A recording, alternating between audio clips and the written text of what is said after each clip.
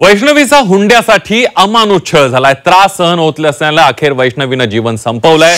वैष्णवीवर झालेल्या छळाची माहिती समोर आल्यानंतर राज्यात संतापाची लाट उसळली आणि त्यामुळे वैष्णवीला न्याय मिळावा यासाठी झी24 तासनं #JusticeForWaishnavi मोहीम सुरू केली आहे। त्याला महिलांनी पाठिंबा दिलाय। महिलांनी काय प्रतिक्रिया दिलेल्या आहेत बघूया। वैष्णवी हगवणे या मुलीला न्याय मिळालाच पाहिजे।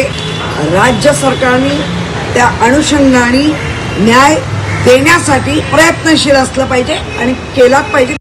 वैष्णवीला न्याय मिळालाच पाहिजे। 21व्या शतकामध्ये हुंडाबळीसाठी जर मुली मारत असतील, बळी घेत असतील तर हे महाराष्ट्रात चालू देणार नाही। ज्यांनी सुनेला छळलेलं आहे त्या मुलींनी न घाबरता त्याच क्षमतेने तक्रार देणं गरजेचं आहे।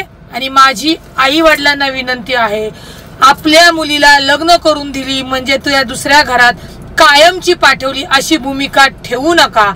जर तिला त्रास होत असेल तर त्या त्रासामध्ये तिच्या सोबत उभं राहा। वैष्णवीला न्याय द्या।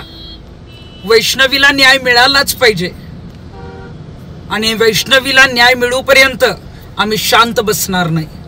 वैष्णवी हगवणे हिला न्याय मिळालाच पाहिजे। तिच्या छोट्या 9 महिन्याच्या बाळाला न्याय हा मिळालाच पाहिजे।